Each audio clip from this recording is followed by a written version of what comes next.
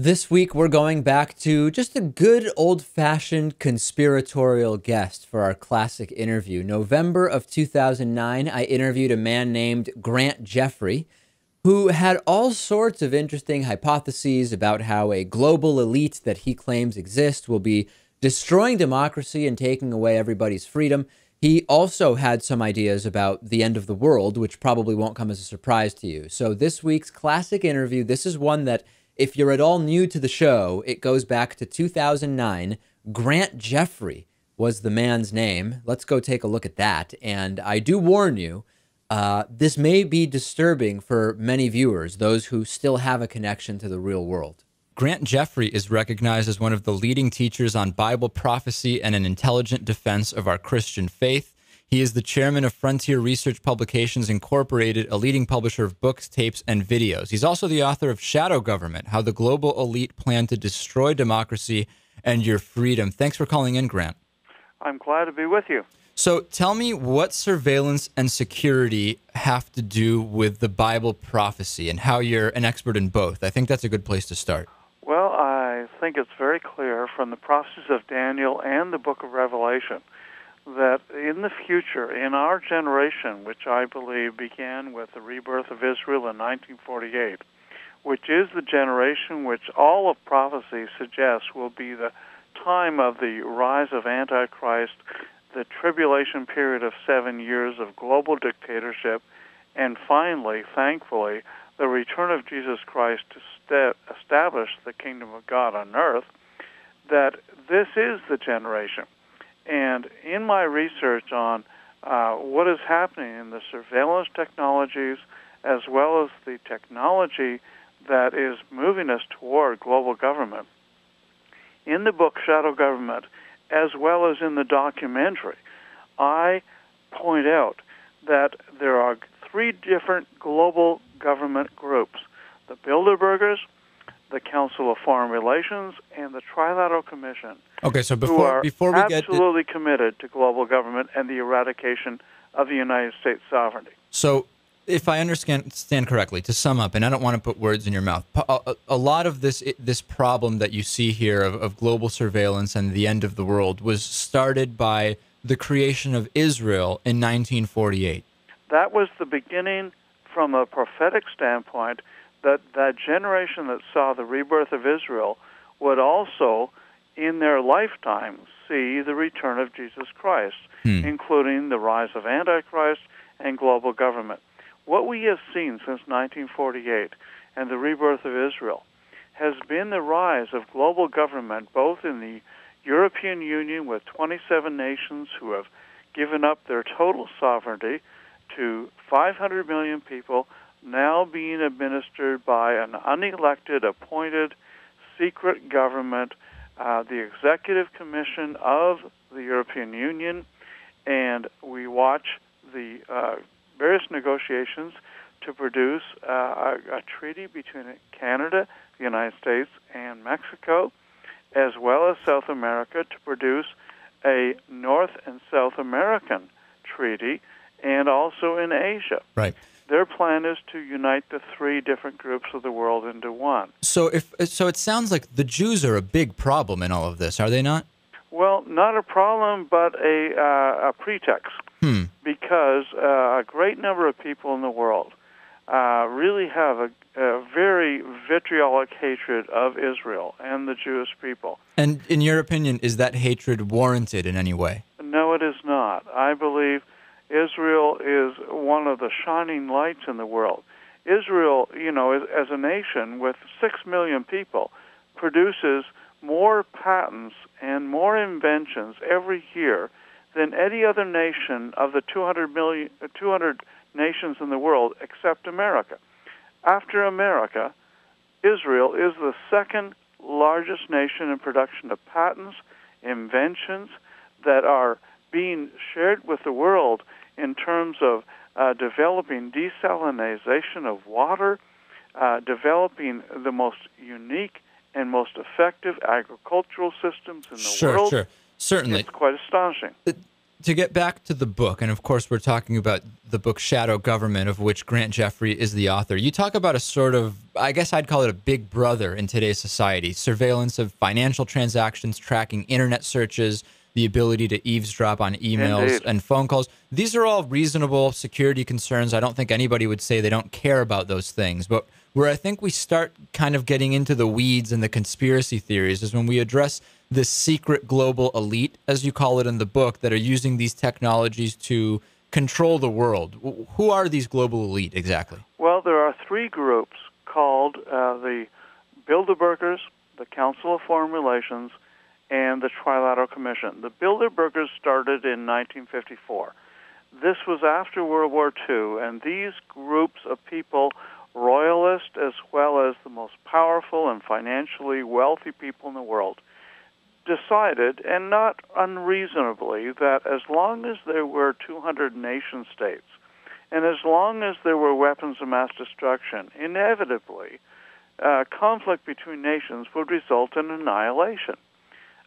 These individuals, with the Council of Foreign Relations and the American group, the Trilateral Commission involving Asia, Europe, and America, they concluded, and I do not believe that they're evil. I think they look at these situations and say, you know, realistically, as long as we have independent nation states and weapons of mass destruction, knowing the history of mankind of warfare, then inevitably we will have a genocidal war. These individuals concluded that the only hope for mankind's survival was global government. What is interesting to me as a student of Bible prophecy is that the Bible suggested that in the last days, both in the prophet Daniel's book as well as in the book of Revelation, that there would in fact be global government, and that this global government would in fact take over the world, and they do not share our normal Canadian-American views of democracy. So what will they do? And this, I don't want to get into a long in short, what will they do once they control the world, as you say? Well, they believe that global government is the solution, both to the economic problems of globalization as well as how to eliminate global warfare. The Third World War, which would be obviously an annihilation of a great part of humanity. So I have to say, when I hear you say this and I think about, I don't understand, and maybe I'm not as well studied as you are on this issue. To me, when I think about this big brother secret society that's tracking whether I look up the Celtics score or our co-producer Lewis is looking up internet porn, I don't know how that connects to this World War III global genocide. I'm just not connecting the dots. Okay, let me share that in the book of Revelation, we're told that in the last days, during the time of the generation leading to the return of Christ, there would not only be global government, but a total surveillance society in which no one, whether they're rich or poor, free or bond, rich or poor, would have any ability to have any privacy. That unless they pledge their allegiance to this global dictator and accept a mark in their right hand or forehead, 666, they would not be able to buy or sell, work, or even live.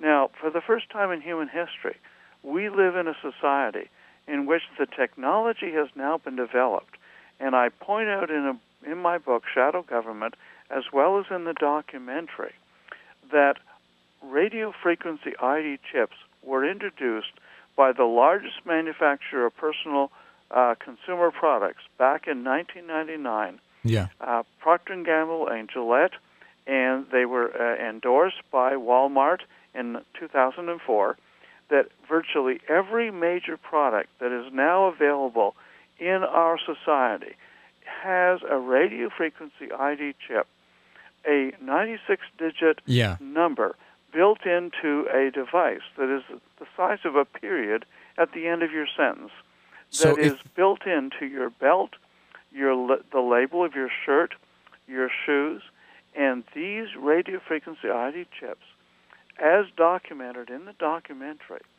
by leading top Harvard University professors, provide the ability that when you go into an airport, a train station, bus station, or a bank, the radio frequency readers from 100 feet away can read that 96-digit number identifying that belt or shoes or your shirt, but Right. also because when you walk through the cash register and bought that with your debit or credit card, Sure. your identity is now connected with that RFID chip. I understand. There's So been no discussion in Parliament of Canada, Britain, or the U.S. Congress of this technology and its implications for total population surveillance. in the last minute or so we have left here, I assume in listening, if you're this concerned and have these grave predictions as a result of the surveillance methods, you certainly must have been completely opposed to the Patriot Act, correct?